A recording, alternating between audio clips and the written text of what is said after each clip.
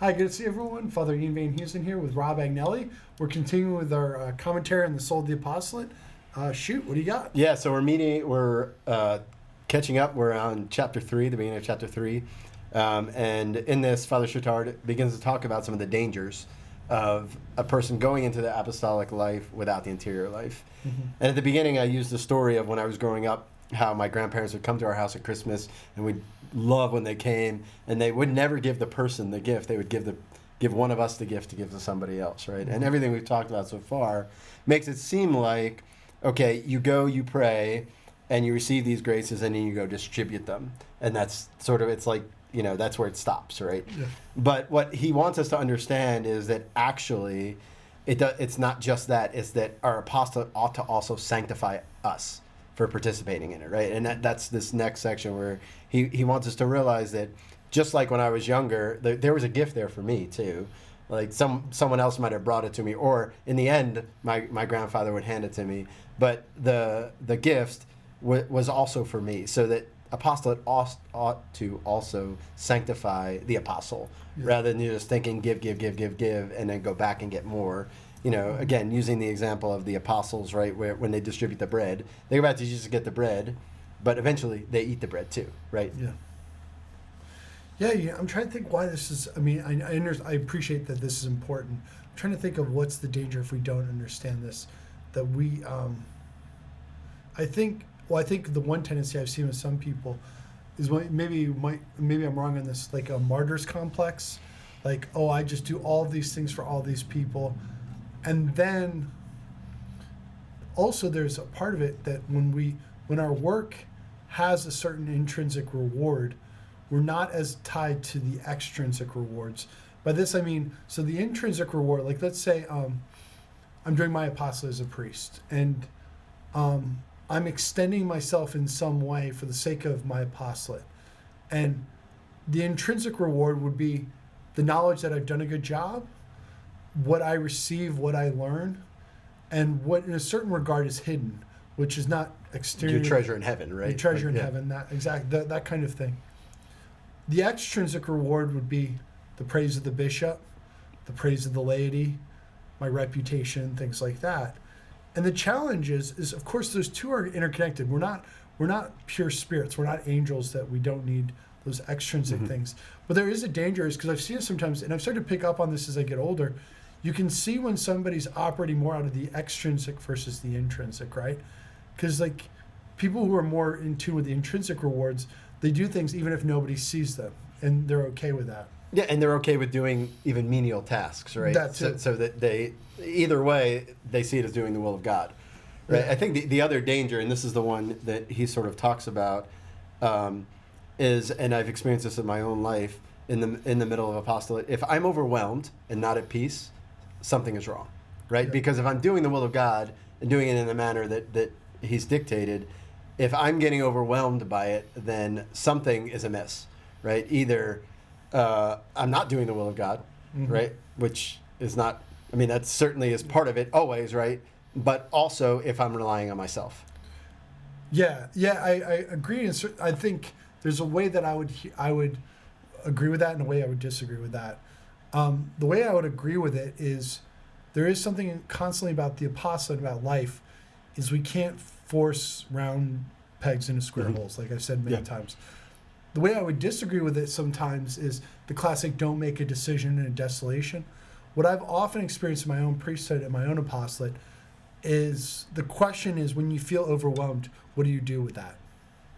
And there's a principle with the exercise with St. Ignatius is don't make a decision in a desolation. So somebody might, the way I would disagree with, somebody might hear that and say, well, if I feel really overwhelmed, I just need to stop doing everything and cut ties.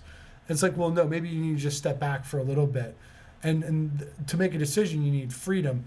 But I would say, because one of the things is, like early at Newman, I'll just give you an example from my own.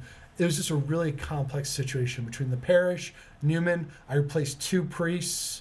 And then, you know, it was just, and the finances were kind of, it wasn't that it was a mess. I mean, it was good financially, but there just wasn't a lot of clarity. And it was a 1-priest situation. So I replaced 2 priests, and I kind of had to learn how to do like bookkeeping and all that.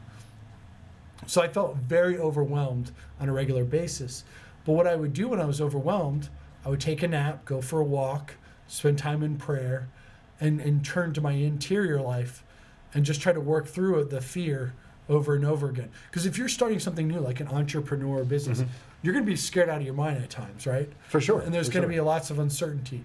And what we're not saying is like run from any uncertainty, any discomfort, but it's just not to. Well, the feeling of overwhelm is a signal, not a sign. So it's a signal that something has gone amiss, usually in our thinking, that it depends all upon me. And so the flip side of what Father Chautard is saying is that if you go into an apostolate, he very strongly says you should almost you have a right to all the graces you need to perform the will of God the way it is, right? Because when God calls, He equips. Yeah. And I think it's that. I don't think that it's just like a reverse sign of the Holy Spirit that if you're overwhelmed, you're not doing what God wants. Yeah. But it is a sign that you're creeping towards relying on your own strength. And that's a good examination of conscience, is like stepping back and asking yourself, why am I feeling overwhelmed? What are the thought traps? Because this is ultimately tied with, in a certain sense, the interior life and spiritual direction, which is to try to examine your heart a little bit, and the uncertainty and lack of trust. All right, cool. What else we got? Yeah. So the other part, you said something I think that's worth a little bit talking about. Is there to how, and he talks a little bit about this, how we avoid that. I forget the exact way you word it, but that martyr spirit when. Yeah. So I think that's worth talking, because you said it as a throwaway comment. Yeah. But it's linked to this, where I think it's worth us talking a little bit about how to avoid that trap. Well, yeah, because it's a thought trap, right? Yeah, you referenced it before, where you said, like the husband who works long hours and says, "I'm sacrificing to provide you with this life. Why don't you appreciate me?" Right? Yeah. And it's like, well, I never asked you to do those things, right? And that's really a classic challenge, because in priesthood, it's a classic challenge, because sometimes we can feel underappreciated when we feel like our efforts are not appreciated. And that goes again to the intrinsic versus the extrinsic reward. What I really see in that martyr mentality, because I've seen this in a few people, where it's like, I'm doing all these things for you, and it's almost like contractual. Now you have an obligation to tell me how good I am, to agree with everything I say, and to, because hypothetically, let's take for example my relationship with a bishop. This would be the easiest one, just because it's most immediate to me. But I think we could relate it to parents and kids. I could be doing great at my apostolate. I could be doing all the things I need to do as a priest. But when I'm corrected by the bishop, I still screwed up, and it was right for him to correct it. Like, it's all those things are possible in the same person, in the same. And in fact, often is the case. So, like with a parent, your spouse could completely sacrifice for you, or you could completely sacrifice for your spouse. You could do everything they ask, and you could be the best spouse in the world. But when you said that comment, you were still a jerk, right? Yeah, yeah, yeah. And it's funny because, and then they still have a right to be mad at you because of how insensitive you were, even if you did all those things in the past. Yeah, I'm thinking of going two different directions, but I think what you're saying also relates to what Saint Ignatius says. One of the reasons why desolation often comes on us is because God wants to purify us of a mercenary spirit. Yeah. Right. In the sense of like, I'm doing this strictly for its reward rather than for the love of God. Yeah. All right. And I would just say extrinsic versus intrinsic reward. Yes. Yeah. Which I think could add a little clarity to that, because sometimes this doing things for God or doing things for the greater glory can seem so abstract. But when you understand it as like that there's something intrinsically worthy of doing this thing, irregardless of all external. Yeah. Yeah, and we're gonna talk about that. I think in the next section he talks about and we've talked a little bit about before about how to evaluate like success, right? Yeah. The other thing I think that is worth at least talking about with this is just that idea of, and it's funny, in Screwtape Letters, C.S. Lewis talks about this. He talks about one of the ways the devil tempts, he's talking about in the sense of marriage, how that martyr spirit, how he uses it as a weapon. And in women, he uses it in the sense of like, they want to be like recognized for the sacrifice they made, right? But for men, their idea of sacrificing is just getting out of the way and not imposing their will at all, and how those two things collide, right? Wait, who says that again? Lewis talks about it in one of the letters in Screwtape Letters. It's a really cool little way that actually, I have a couple of couples I'm working with. Yeah, the devil uses. It's probably like letter 26 or something like that. It's towards the end, but he talks about how they pit couples against each other. How and the example that comes to mind immediately is how couples, when the woman asks the man, "What do you want to eat?" and he's thinking, "Well, I'll be self-sacrificial and say whatever you want." Well, I don't care, whatever you want, right? And in her mind, she's already made the sacrifice and is asking him and wanting him to to be able to do that, right? And so the way this ties back then is the relationship with God. Right, we have to get into we have to be careful we don't fall in that mentality of, Lord, we left everything for you. What's going on? Like, why do I see success over here, success over there? Yeah, like, why am I having a bad day? Yeah. And your point, and this has to be so emphasized about the interior reward, is so important, right? Because the reward isn't doing the will of God, right? Tiniest thing, if it's done with love of God and it's the will of God, is the greatest thing.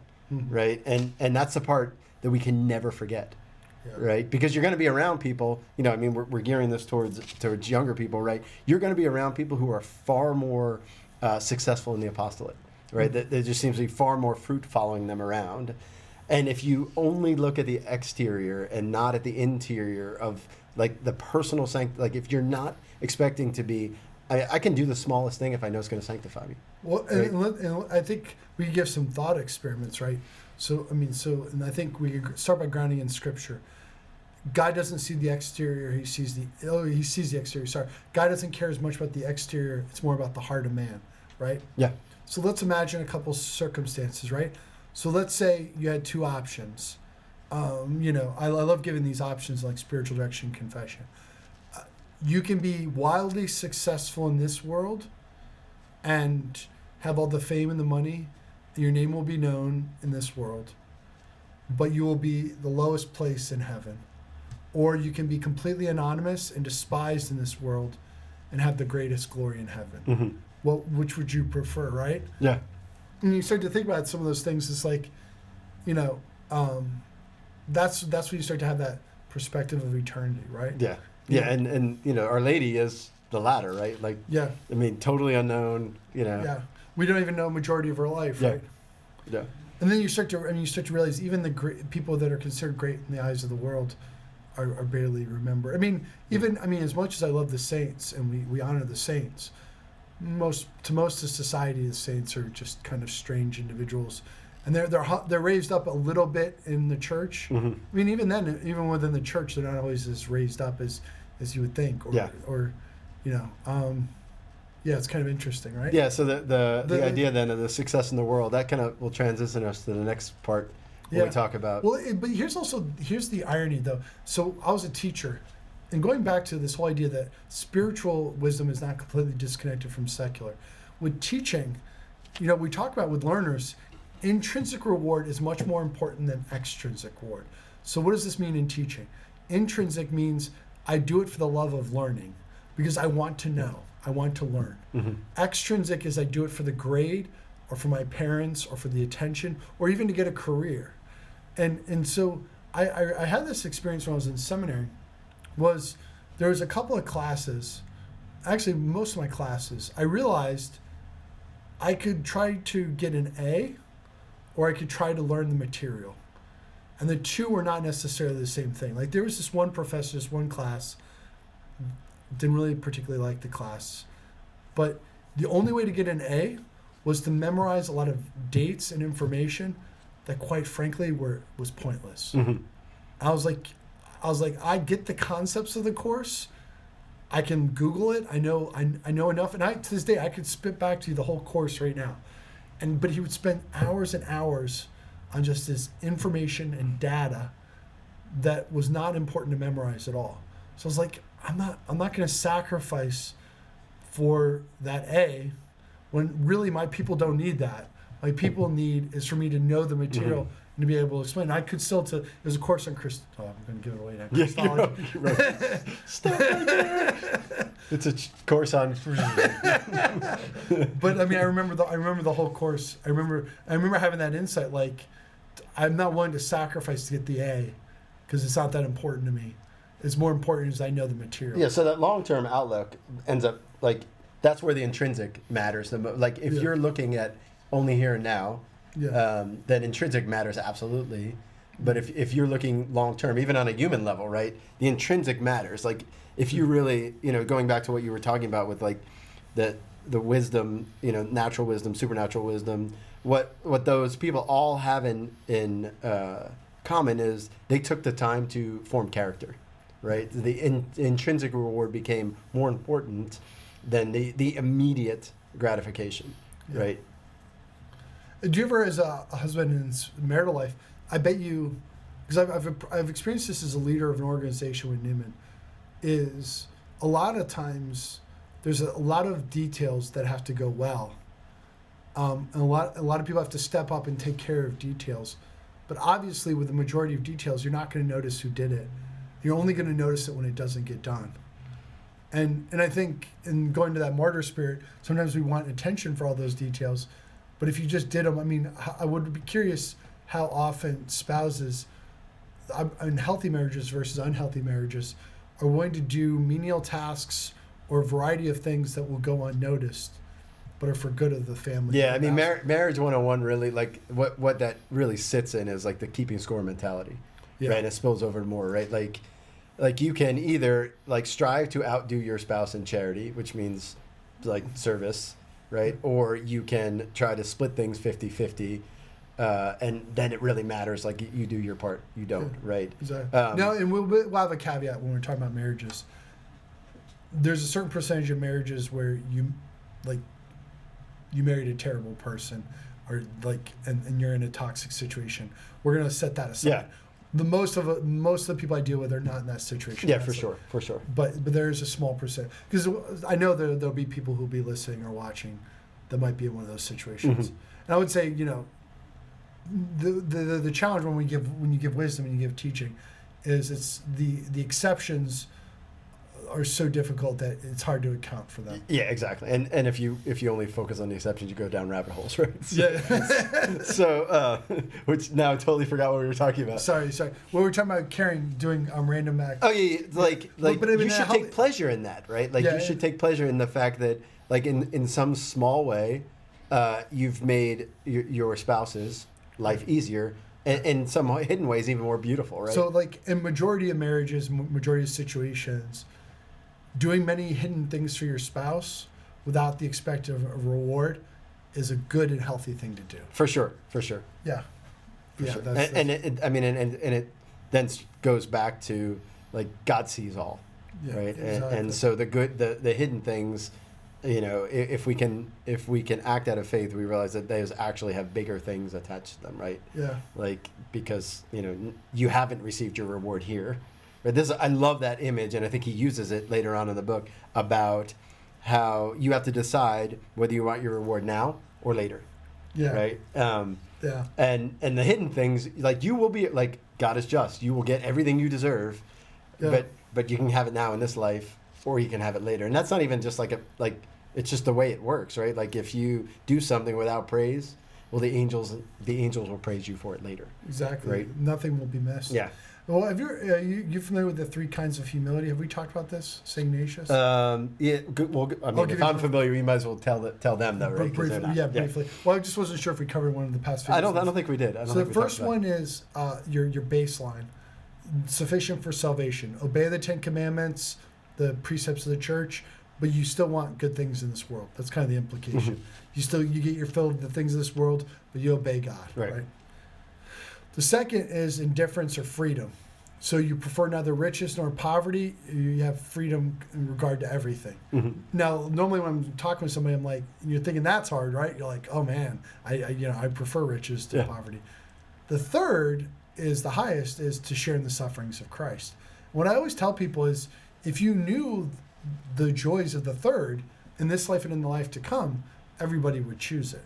Like, it's not it is the best part. I mean, on the surface, it doesn't seem to be the best part because the sharing the sufferings of Christ doesn't seem like a good life. Yeah. But if you could desire that, you could understand it properly, then you would most certainly choose it. Of course, that's a part of the purification of our intellect and will. And yeah, and it really just requires an increase in faith, right? Yeah. That like all of us would assent to that, right, on a level, Yeah. but to pull it down into my heart and make it real is a totally different thing, right? Exactly. And so.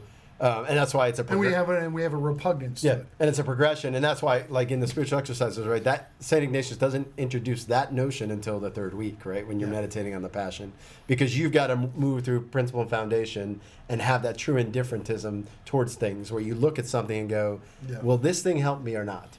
Right? Yeah. The example is funny. The example I always Well, and there's probably almost something sequentially that developmentally that you like a 12-year-old cannot have the kind of third kind of humility, perhaps. I mean, outside of supernatural intervention, but typically, you would kind of, there would probably almost be a spiritual development where you start with the obedience to the Ten Commandments, and then you work towards the indifference, and then you work towards the wanting to share in the sufferings of Christ. Yeah, well, because I mean, it's the sort of law of gradualism, right? I mean, that's how God works, right? Exactly. Like it's not all, because you still have work to do yourself. Right. Yeah. That and so that totally makes sense for us to desire those things in that order rather than just all of a sudden, unless you get this unbelievable gift. Do you ever think back to like your early young adulthood or whatever in the heresies you fall into? I think about it, I'm like at times I've fallen into a lot of different. I mean, this before seminary and things like that. So what was appealing? What was appealing to them? I'm trying to think of like specific ones for me, just misunderstanding of the saints. I mean, it was always like, I mean, I was kind of quietist for a little bit when I was like 19, 20. And that lasted for like a month. Yeah, mine was like, I was always on the other side. Like I would have been a total like activist. Like if I was in it, like it would always be like, I was not, I guess the best way to like, I was more of a relativist when it came to things. I wouldn't have been able to clearly articulate it, but it was always that. Like, it was always the exterior mattered way more than what was going on in my heart, right? Yeah. When I came back into the faith when I was like 22, 23, I felt like I was somewhat of a quietist early on because I just didn't understand contemplation. I was reading John of the Cross like 23. It's hard to understand. I was reading the Philokalia too. So you came through prayer. Yeah. See, I came the other, like I backed into prayer from interesting. From like wanting to do good works. Oh, so when did you like? I would say my reversion was probably it was sometime around when we had our first son. Like I can remember very distinctly going. Oh, so you were like, you had a career, had a family. Yeah, I mean, but I took the faith, like the faith was important, but it was just an aside, right? Like I mean, I see that with a lot of. I would describe in Eastern North Carolina, like I'm in Greenville and things like that. Most of the people that are not devout in their faith generally value religion, value Christianity, value family values. It's not that important. It's just like praying is just not that important. Yeah. I can remember I was listening to a talk, and the priest was Bishop Ned, Father Ned Schlesinger. Then he was giving us a talk about baptism. And at a certain point he said, "Do you believe this?" And he looked right at me, but it wasn't, I don't know, it wasn't obviously looking right at me, but it pierced me, right? Like, and I was like, I had this little crisis of, I don't know if I believe any of this, right? And so and this, like, from the exterior, I looked like I was, like we were teaching baptism prep, all these things, right? And I was like, wait, do I really believe this? And I can remember going home that night and sitting there and dusting off the catechism, and I start flipping it open, and light of the Holy Spirit immediately there going, oh, wait, did you know this? Did you know that? And so my wife is like beside me, right, asleep. I'm doing this all night long, and I keep nudging her, and I'm like, hey, Allison, did you know this? Did you know that? Did you know? And like every few minutes, right? Like all of a sudden the faith just, and I had this voracious appetite for it because I asked for the desire to believe. That's it. I want to believe this. Yeah. And got to a certain point in the night, I must have woken her up 4 or 5 times. The 5th time, she goes, "You need to go back there and look at the part about divorce, because if you wake me up one more time," she's like, it's over, right? But it was that one moment of just a piercing, "Do you believe this?" Yeah. was for me. And so then I came the other way from doing good works to By the way, Father rooting Ned, myself. Father Ned, Bishop Ned is now his big thing was do a daily holy hour. Yeah, well, he was a man of prayer, right? And that somehow radiated to me in the midst of his question that I needed to examine that and stop just, being, Catholic with a small c and just doing my own thing, right? That's awesome. Cool. All right, well, Got a little witness story in there. Yeah. Well, thanks for joining us. Father Ian here with Rob Agnelli.